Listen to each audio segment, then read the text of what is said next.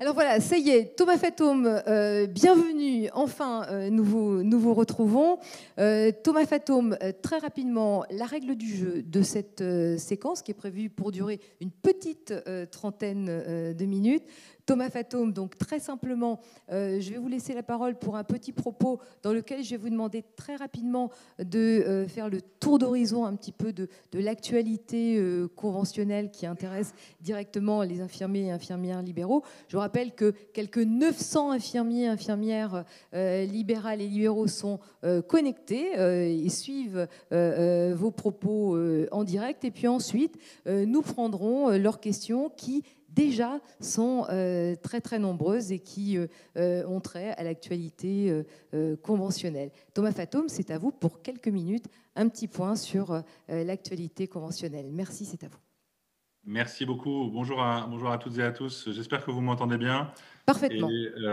merci beaucoup, Monsieur le Président, Mesdames et Messieurs, de cette invitation. Et très heureux de pouvoir dialoguer avec vous cet après-midi. Pardon de ces peut-être quelques minutes de retard. Peut-être simplement un mot. Vous m'invitez à évoquer l'actualité conventionnelle et pour vous dire à quel point, pour moi, cette vie conventionnelle et cette vie conventionnelle avec les infirmiers et les infirmières libérales est vraiment quelque chose d'important, de majeur. Ça ne sera pas, j'espère, une surprise pour vous, mais je crois véritablement dans l'intérêt de cette vie conventionnelle, dans ce qu'elle peut apporter en termes de transformation des conditions de travail, en termes de services rendus aux assurés. Et c'est vraiment une logique à laquelle je crois. Et cette construction avec les syndicats qui veulent s'engager, l'assurance maladie sera toujours ouvert à ces initiatives-là. Évidemment, cette actualité conventionnelle, elle s'inscrit dans un contexte très, très particulier, celui de cette crise sanitaire, et pour lequel, en effet, finalement, ont émergé différents thèmes qui ont donné lieu aux lignes directrices qui ont été fixées par le ministre et aux orientations du Conseil de l'UNCAM. Les rappeler très, très rapidement, l'importance de l'exercice coordonné, l'importance de la coopération ville-hôpital, l'importance du numérique, et puis également l'émergence de tout ce qui touche à la télésanté et aux télésoins. Je m'écarte un tout petit peu de cette actualité conventionnelle ou ce cadrage-là pour dire aussi que la crise elle-même a, je crois, mis en avant ces éléments et je le dis d'autant plus fortement que au cœur de cela, il y a bien sûr la prise en charge des personnes âgées et les interventions à domicile et partager avec vous l'analyse très claire que porte l'assurance maladie et j'espère qu'elle sera partagée pour peut-être souligner à quel point, pendant cette crise, les infirmières avaient été, pendant le premier confinement et évidemment le deuxième, a fortiori, sont restées mobilisées, acteurs d'une prise en charge à domicile, alors même que, voilà, dans beaucoup de cas, on sait qu'il y a eu des difficultés d'accès aux soins, des renoncements d'accès aux soins et des diminutions d'activité. Et ça, je veux le partager avec vous cet après-midi. C'est un diagnostic qu'on partage et de ce point de vue-là, je crois que ça montre à quel point les infirmiers et les infirmières sont sur le terrain et notamment au travers de cette action à domicile et de cette prise en charge des personnes âgées. Je pense que la ministre a dû évoquer ces sujets tout à l'heure, mais si quelqu'un n'en était pas convaincu, et je crois que nous on l'était déjà, ça a été le révélateur du rôle des infirmières libérales sur ces sujets-là. Alors, l'actualité conventionnelle, en effet, du coup, elle a deux traductions immédiates. Cette négociation interprofessionnelle, à laquelle, évidemment, sont partie prenante les syndicats d'infirmiers. On a, je crois, bien avancé sur les CPTS, outils auxquels on croit, je dirais beaucoup, auxquels on croit de plus en plus, sur justement structurer cette organisation au niveau des territoires. Je pense que c'est un outil qui va permettre aux libéraux aussi de davantage peser quelque part dans les échanges avec leurs partenaires hospitaliers, leurs partenaires collectivités locales, l'agence régionale de santé, et aussi l'assurance maladie. Enfin, nous, on y voit vraiment un élément vraiment très important de structuration. Et j'ai envie de dire, on a essayé de faire des choses simples et efficaces pour aider les projets et mettre davantage d'argent en soutien plus vite, plus tôt, libérer les porteurs de projets des contraintes administratives. j'espère en tout cas que j'ai l'impression que ce volet-là est plutôt reçu positivement. Deuxième volet, c'est ces équipes de soins, c'est des exercices coordonnés, là pour le coup, non pas, on va dire, en population, mais auprès du patient, entre médecins, pharmaciens, infirmiers, masseurs-kinés et d'autres professions.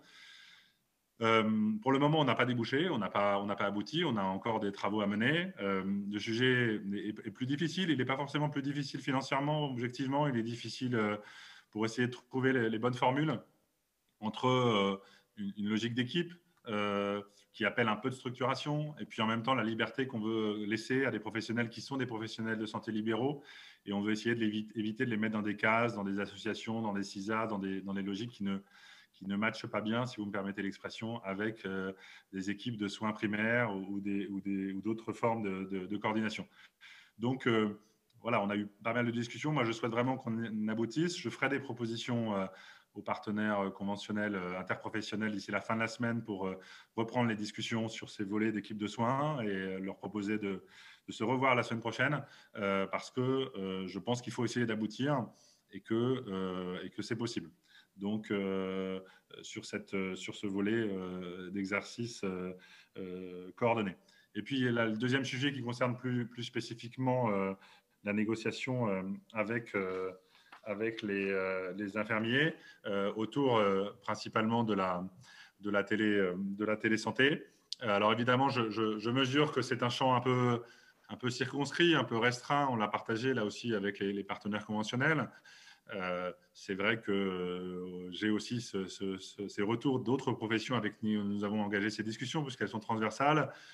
Néanmoins, deux remarques, et puis je m'arrêterai là pour laisser surtout la place au dialogue. Je pense que c'est un début. Voilà, il faut prendre ça comme un début. C'est vrai qu'on raisonne à un champ de remboursement inchangé. Je pense que c'est un peu de la prudence peut-être de notre part, mais ça permet de prendre ses marques. Et puis, au-delà de ce qui peut se faire en télésoins, on a une vraie belle feuille de route numérique devant nous. Je sais que la FNI a apporté depuis longtemps des projets importants, intéressants qui se déploient du côté des infirmiers. Et voilà, on a beaucoup de sujets numériques. Bien sûr, le DMP dans la préparation de l'espace numérique de santé, le soutien à la messagerie sécurisée de santé, demain la dématérialisation de la carte vitale, la e-prescription. Vraiment, beaucoup de chantiers sur lesquels on veut essayer d'accompagner les professionnels à la fois pour les aider à s'équiper et pour les aider aussi à faire de l'échange d'informations avec des moyens financiers à la clé. Et on a, je crois, voilà, une bonne convergence, en tout cas sur les objectifs. Et on veut mettre à profit les semaines qui viennent pour pouvoir avancer sur ces sujets. Voilà, je m'arrête là parce que je suis sûr qu'on évoquera d'autres sujets de l'actualité conventionnelle que je devine, mais que je laisse peut-être à la discussion qui s'engage. Merci beaucoup, Thomas Fatome. Alors, je vais prendre les questions des internautes. Et déjà, parmi les questions, on pose la question des équipes de soins traitantes. Donc, il se trouve que c'était une des propositions portées par la Fédération nationale des infirmiers. Où en êtes-vous sur les équipes de soins traitantes? Vous ne les avez pas mentionnées tout à l'heure. Pouvez-vous nous dire si vous comptez soutenir ce dispositif? Alors, ça fait partie des propositions que je vais formuler d'ici la fin de la semaine. On voit bien qu'il y a des conceptions un peu différentes de ce sujet-là, avec des adjectifs, équipe de soins primaires, spécialisée, traitante, ouverte. Honnêtement, on va dire que même les spécialistes que nous sommes peuvent s'y perdre. Donc, on va essayer d'ouvrir la possibilité d'expérimenter, de tester, de construire différentes façons de structurer ces équipes. Donner sa chance, entre guillemets, au produit, comme on dirait dans d'autres lieux, donner sa chance aux professionnels, surtout qui veulent s'engager là-dedans. Après, nous, on a juste une obsession, même si on n'est pas névrosé, on se soigne, on souhaite qu'il y ait du contenu. Voilà. Donc, on a bien entendu les appels des professionnels à de la souplesse, à éviter des carcans, etc. On veut juste essayer de se dire que derrière cet exercice coordonné, derrière ces équipes de soins, honnêtement, qu'elles soient traitantes ou ouvertes ou primaires, je sais qu'il y a des concepts un peu différents derrière, mais c'est un peu secondaire. On veut juste se dire qu'il y a une équipe qui va produire collectivement, finalement, cette coordination et cette prise en charge du patient. Et comment on la mesure? Comment on mesure quand même ce que produit cette équipe-là? Ça n'est pas que pour entre guillemets ennuyer le monde, c'est aussi pour voilà, se dire qu'on investit de l'argent de l'assurance maladie et que derrière ça, il y a voilà, une mesure de ce qui va changer. C'est important, on le fait à chaque fois, on essaie d'évaluer les choses. Donc voilà notre priorité, mais qu'on va essayer de concilier avec différentes formules plus ou moins intégrées, plus ou moins structurées, parce qu'on a compris que c'était l'attente d'un certain nombre de professionnels. Et peut-être qu'il faut encore une fois essayer d'ouvrir la porte à différentes formules pour voir ce qui marche ou ce qui marche moins bien. Alors, vous voyez, Thomas Fatome, si je balaye les différentes remarques là, qui m'ont été transmises, vous avez dit c'est pas pour ennuyer, mais réellement, la demande des professionnels de travailler en commun, de travailler en équipe, c'est d'éviter, pas de contourner, pardonnez-moi le terme, c'est vraiment de pouvoir travailler de manière simple, de manière efficace et de faire du soin. Et pardonnez-moi, pas de la paperasse. On a vu, par exemple, vous avez été sans doute attentif aux évaluations récentes du PAERPA, et on a vu qu'une des préoccupations du PAERPA, dont l'idée était effectivement très louable, puisqu'il s'agissait de prendre en charge les personnes âgées les plus dépendantes pour éviter des hospitalisations, mais finalement, les professionnels de santé qui se sont investis là-dessus ont consacré beaucoup de temps à la part administrative et moralité. Le résultat de ces expérimentations a été plus que modeste. Et finalement, est-ce qu'aujourd'hui, du côté de l'administration, on ne pourrait pas imaginer une espèce de révolution qui pourrait peut-être partir des professionnels de santé plutôt que des besoins perpétuels d'évaluation de l'administration? En tout cas, c'est ce que nous disent nos internautes qui sont connectés, qui nous suivent. Comment réagissez-vous à ce type de propos? Écoutez, je les comprends parfaitement et peut-être pour désamorcer un peu les choses, on ne se lève pas le matin en se disant comment essayer de créer de nouveaux formulaires et des nouveaux plans ou des nouvelles démarches pour les professionnels à remplir. Hein. Là-dessus, j'espère, je crois, et je le dis d'autant plus que je suis arrivé seulement depuis quelques mois, que l'assurance maladie a fait sa mue là-dessus depuis longtemps, même si c'est vrai, encore une fois, qu'il y a toujours un peu cette exigence-là et qu'il nous semble qu'elle est légitime. Comment, encore une fois, la concilier avec des démarches simples d'adhésion? Moi, je crois que c'est possible. Je pense que le numérique nous rend possible des démarches collectives. On voit à quel point, encore une fois, là, nos travaux en distanciel, mais qu'on va faire de plus en plus aussi, nous, avec les professionnels et les professionnels entre eux, ça change des organisations. Et donc, je pense qu'on doit construire des systèmes dans lesquels on donne des outils simples aux professionnels. D'ailleurs, eux-mêmes les créent. Encore une fois, j'ai eu des échanges avec le président Guillaume il y a quelques semaines sur les outils numériques. Vous n'attendez pas l'assurance maladie ou le ministère pour les créer. Donc, regardons comment on a aussi des outils numériques qui se mettent au service de ces équipes de soins. Parfois, je me désespère de voir dans des maisons de santé des logiciels qui sont quand même encore extrêmement lourds par rapport aux attentes des professionnels. Je me désespère de voir la lenteur qu'on peut avoir dans certains, du côté de certains éditeurs de logiciels sur l'adaptation par rapport aux besoins des professionnels et notamment des infirmiers, notamment des paramédicaux. Et donc, voilà, là-dessus aussi, balayons de notre porte. Mais voilà, vraiment, je témoigne et je vous le dis au moment où un peu de temps après ma prise de fonction, que l'intégration de cette exigence de simplification, elle est vraiment au cœur de nos priorités et de mes priorités pour les mois qui viennent. Alors, venons-en à un sujet qui appelle une pluie de questions, une pluie de remarques de la part des participants à ce congrès. C'est l'avenant numéro 6 et plus précisément le sujet du BSI. Daniel Guilherme l'a évoqué tout à l'heure dans son propos introductif au congrès. Où est-ce qu'on en est de ce BSI? Je crois qu'encore 3 étapes sont prévues jusqu'en 2021. Est-ce qu'il est vrai que vous avez l'intention de remettre en cause un dispositif qui, si j'en crois les participants, nous disent qu'il a réellement démontré son utilité. Et puis dans le contexte actuel de virage domiciliaire, est-ce qu'il est bien utile d'avoir une approche comptable sur ce type de dispositif qui visait précisément à favoriser le maintien à domicile des personnes âgées dépendantes? D'abord, merci de me donner l'occasion d'évoquer ce sujet. L'assurance maladie croit au BSI. Pourquoi elle croit au BSI? Pour deux raisons. Un, parce qu'elle croit fondamentalement à la nécessité du maintien à domicile des personnes âgées. C'est vraiment un objectif stratégique pour nous. D'abord pour le bien-être des assurés, c'est quelque chose qu'ils demandent. Ensuite pour aussi leur famille et les aidants, c'est aussi quelque chose qu'ils demandent. Et puis on le sait, c'est des prises en charge qui sont globalement moins coûteuses qu'en institution, même si les différentes prises en charge ont toute leur place dans les parcours des personnes. Donc on est vraiment très à l'aise avec cet objectif.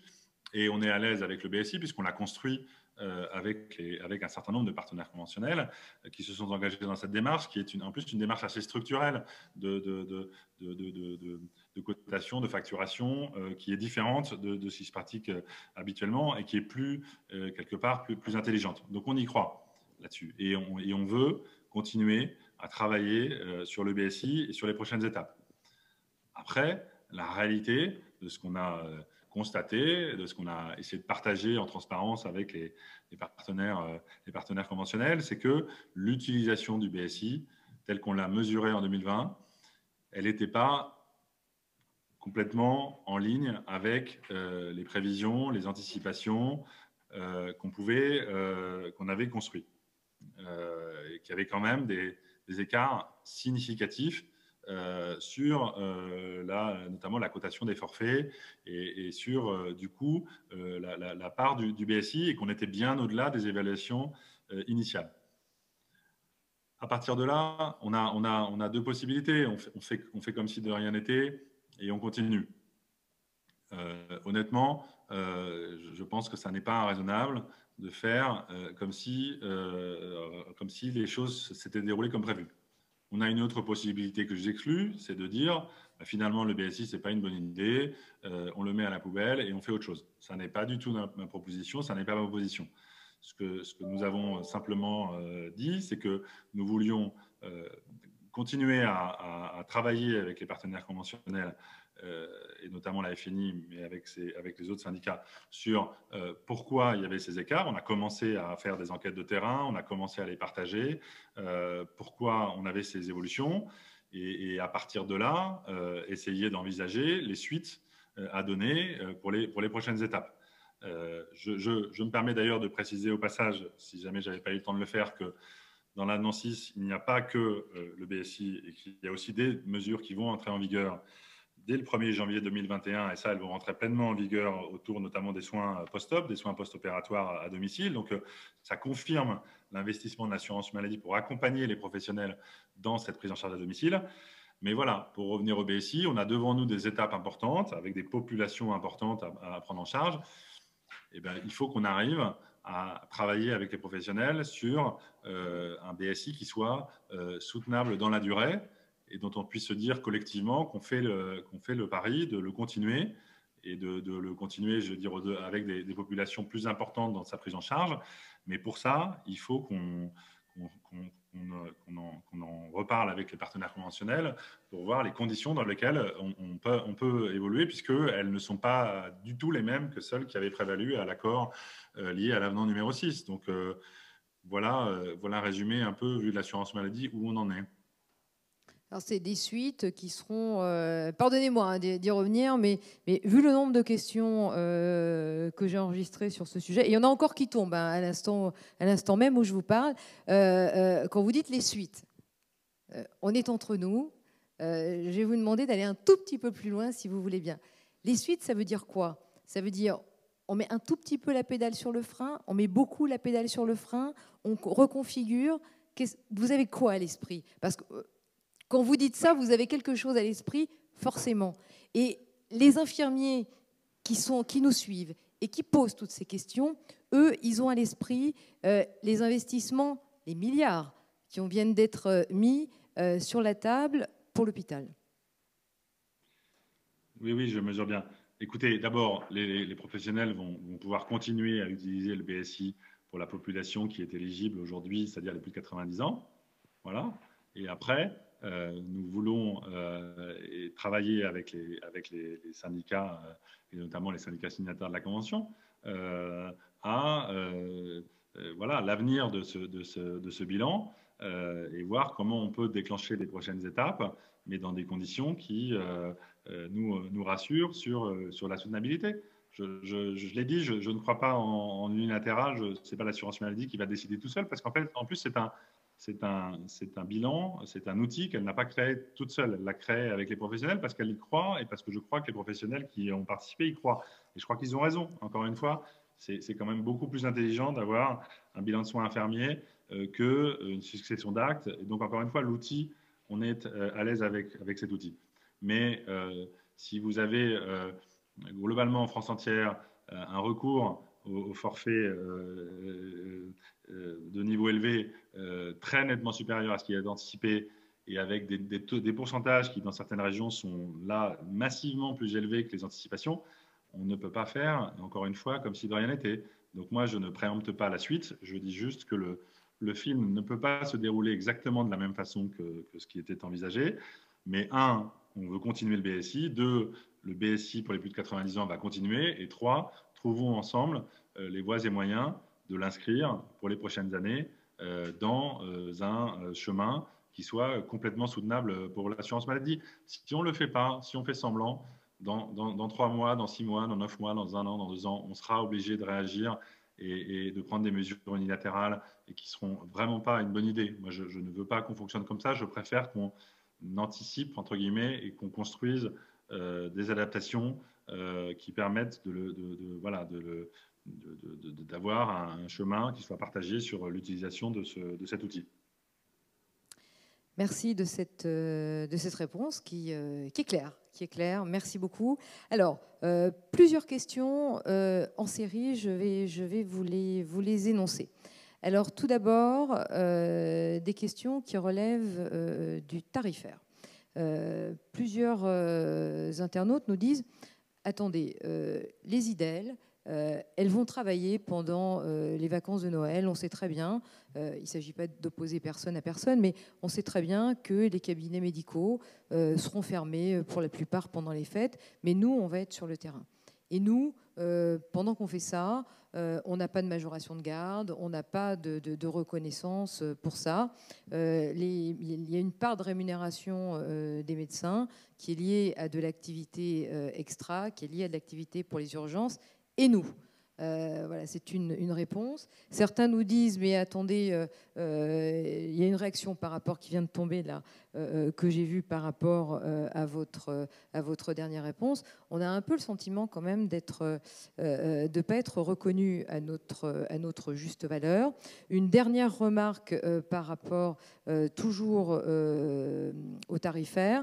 Il y a une demande toujours sur l'inscription à la NGAP du caté nerveux ou périnerveux, mais ça je pense que c'est peut-être un peu spécialisé comme question. Voilà, est-ce que au global, cette reconnaissance tarifaire, vous avez évoqué les perspectives tracées tout à l'heure par l'avenant numéro 6, mais aujourd'hui, dans le contexte actuel, et puis face à un gouvernement qui vient sans doute d'ouvrir peut-être un peu plus les vannes à des revalorisations tarifaires et des investissements très larges en direction de certains, eh bien, il y a peut-être un sentiment d'incompréhension qui s'exprime très largement aujourd'hui chez les infirmiers, chez une part en tout cas des infirmiers libéraux. Écoutez, là-dessus, je crois qu'en tout cas, on a essayé, notamment dans cette crise, dans cette dernière semaine, à chaque fois, d'accompagner l'investissement des infirmiers et des infirmières de façon concrète, rapide et adaptée. Je prends juste 3 exemples. Les tests antigéniques, On a essayé de faire une rapide discussion tarifaire, même si ça se traduit par un arrêté ministériel à la fin. On a aussi adapté les règles du jeu sur les modes de cotation parce que ce n'était pas totalement adapté au début. Et je crois qu'on permet aux infirmières de s'investir dans ces tests. Et d'ailleurs, on les remercie beaucoup de s'investir parce que c'est vraiment utile. Deuxième exemple, on en a discuté avec le président Guilherme et avec d'autres syndicats. Finalement, peut-être la nécessité de mieux accompagner les infirmières qui vont à domicile aujourd'hui pour des patients Covid. Et voilà, on a mis en place une majoration pour les soins courants, pour les personnes Covid, pour pouvoir accompagner les infirmières là-dedans. Troisième exemple, oxygénothérapie à domicile pour là aussi des patients Covid. On a essayé aussi de construire des cotations adaptées. Je sais que la vie ne s'arrête pas au Covid, heureusement, et qu'il y a des attentes qui vont au-delà. Mais à chaque fois, en tout cas, on a essayé de répondre avec des évolutions de la nomenclature, des inscriptions d'actes, et on essaiera de continuer à le faire. Et là, dans toutes les opérations qu'on voit se déployer aussi de tests en masse, entre guillemets, eh bien, on essaye avec les infirmiers et les infirmières de trouver des modes de rémunération adaptés pour que ce soit, encore une fois, adapté à leur pratique. Maintenant, je vous l'ai dit, il y a une vie conventionnelle, il y a un avenant, il y a des choses qui vont arriver en 21, il y a des choses qui vont arriver en 22. On a cette télésanté à inscrire aussi dans la nomenclature. Moi, je ne suis pas fermé à l'idée qu'on commence à travailler sur les perspectives que peut donner cette télésanté sur la nomenclature infirmière à terme, progressivement. Je l'ai dit, je pense qu'il fallait commencer par ouvrir cette porte-là et voir ensuite comment, quelque part, on nourrit ces actes-là. Voilà, et on va continuer, encore une fois, à accompagner les infirmiers et les infirmières dans leur pratique quotidienne. Voilà, alors encore deux petites questions. Une question relative à l'infirmier traitant. Aujourd'hui, il y a le médecin traitant qu'on déclare en ligne sur Amélie. Quand est-ce qu'on déclarera l'infirmier traitant en ligne sur Amélie? Est-ce que ça fait partie des pistes d'évolution auxquelles vous songez, Thomas Fatoum? Écoutez, honnêtement, je n'ai pas encore été saisi de cette demande. Je ne veux pas botter en touche. Je crois qu'il y a sans doute des évolutions autour de peut-être déjà de se dire il y a un médecin traitant, puis il y a peut-être demain, justement, vous parliez d'équipe de soins traitantes. En tout cas, voilà, une équipe de professionnels qui soit le point de contact de l'assuré. Ça, c'est quelque chose avec l'assurance maladie est à l'aise, en tout cas sur laquelle je veux l'engager. C'est vrai qu'on a beaucoup construit autour du médecin traitant, et ça, honnêtement, on le revendique parce que c'est quelque part, en effet, un élément structurant. Mais on voit bien qu'aujourd'hui, on a d'abord besoin, je crois que le ministre l'a rappelé tout à l'heure, que les compétences, notamment des infirmiers et des infirmières, continuent à s'enrichir, avec d'autres professions paramédicales aussi. Et donc, progressivement, cette fonction un peu centrale, elle soit partagée avec d'autres acteurs et que l'infirmier ou l'infirmière soit, je ne sais pas si il faut qu'elle soit informée traitant, il faut que les gens aussi se repèrent, il faut que ça fonctionne, ça réponde à une attente des assurés. Mais en tous les cas, être partie prenante de cette équipe traitante, je pense que ça a un sens. Et encore une fois, un infirmier traitant, tel que je le comprends, c'est un infirmier qui a progressivement plus de compétences demain qu'aujourd'hui. Vous n'aurez pas l'assurance maladie en face de vous, entre guillemets, pour s'opposer à ce genre de démarche. Je pense que c'est nécessaire, y compris au regard, bien sûr, des perspectives de démographie des différentes professions de santé. Une remarque concernant le télésoin. On nous dit que le télésoin a été finalement assez peu prescrit, alors que les besoins en télé-infirmerie étaient et sont fort importants. Quand est-ce que la NGAP pourra-t-elle décliner des actes en accès direct à l'infirmier, des lettres clés de consultation infirmière d'urgence et de consultation infirmière ciblée pour le suivi éducatif des patients affectés de maladies chroniques? Ça peut peut-être faire partie des pistes d'évolution. Et puis une dernière question qui revient sur le BSI, ce sera les deux dernières questions de cette séquence, Thomas Fatome. Une dernière question à laquelle je vous demanderai de répondre par oui ou par non, celle-ci, c'est quid de l'étape du BSI qui était prévue au 1er janvier 2021, puisqu'il s'agissait d'étendre le BSI aux plus de 85 ans, si je ne m'abuse. Voilà. Je crois que vous aviez compris ma réponse au coup Mais d'avance. elle est reposée de manière... j'ai eu 7 ou 8 questions, oui ou non. Donc on a compris que c'était non, mais on préfère que ce soit vous qui nous le disiez. Cette étape ne pourra se faire que dès lors qu'on aura construit un chemin partagé et soutenable du BSI. Je crois que j'y ai répondu. Et sur le premier sujet, c'est vrai que finalement, quelque part, les médecins ont plus utilisé la téléconsultation que de prescrire du télésuivi, du télésoin du côté des infirmiers, pardon si je ne prends pas encore le vocabulaire extrêmement précisément. C'est un constat qu'on a partagé également avec les organisations professionnelles. Je l'ai dit, pour le moment, on souhaite inscrire clairement dans le marbre cette télésanté avec un champ de remboursement identique. C'est ça qu'il faut qu'on fasse collectivement. Mais c'est vrai, essayons de réfléchir au coup d'après. C'est quoi des actes qui pourront s'inscrire dans un télésoin qui ne sont pas inscrits aujourd'hui. Donc cette porte, elle n'est pas fermée, mais je ne veux pas l'ouvrir tout de suite. Parce qu'il faut qu'on y réfléchisse, il faut qu'on voit à quoi ça correspond, à quels besoins des assurés, et là aussi qu'on construise les choses ensemble, parce que sinon on va faire les choses très vite, et puis dans 6 mois, dans 9 mois, on dira mais finalement on n'avait pas mesuré les choses qui se passent. Donc c'est sans doute un peu peut-être trop lent parfois, mais je préfère qu'on prenne ce temps-là avant de s'engager dans des aventures qui serait éventuellement hasardeuse. Mais voilà, honnêtement, je ne veux pas me réfugier derrière ça, mais c'est le sens de l'histoire. Il faut juste essayer de le maîtriser un peu et de l'inscrire aussi dans un parcours de soins pour lequel aujourd'hui on fait beaucoup de téléconsultations, on va essayer de faire plus de télésoins, mais n'oublions pas quand même que l'acte en présentiel, la prise en charge, tout ne peut pas se faire à distance. Et nous, on est attachés, l'assurance maladie, à ce qu'il y ait le maintien d'une activité en présentiel de façon évidemment très prioritaire. Voilà, et puis il y avait aussi la question du danger des centres de soins infirmiers qui ne sont pas soumis aux mêmes règles d'installation que celles auxquelles sont soumis les cabinets infirmiers libéraux. Thomas Fatome, peut-être un tout dernier mot là-dessus. Oui,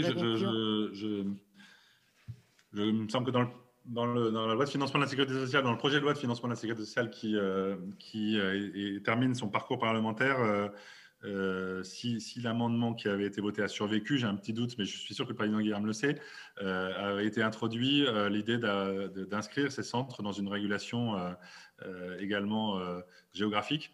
Et en tous les cas, nous avions porté avec d'ailleurs nos partenaires et auprès du ministère cette nécessité d'avoir des règles du jeu qui soient finalement partagées, équitables et les mêmes pour tous. Parce que si on a d'un côté une régulation des infirmières libérales sur des territoires qui ne peuvent pas s'installer, mais que de l'autre, on a des centres de soins infirmiers qui s'installent sans aucune contrainte, on a un problème. Donc je n'ai pas eu le temps de vérifier si le projet de loi tel qu'il est sorti du Parlement et qui ne doit pas être très loin du Conseil constitutionnel comporte encore cet amendement, mais j'espère que c'est le cas, et en tous les cas, c'est une vision qu'on partage. Daniel Guilherme confirme. Oui, voilà, mais il me semble qu'il a survécu aux fourches codines en fait, des deux examens. Moi, j'aurais une petite question, Monsieur Fatome.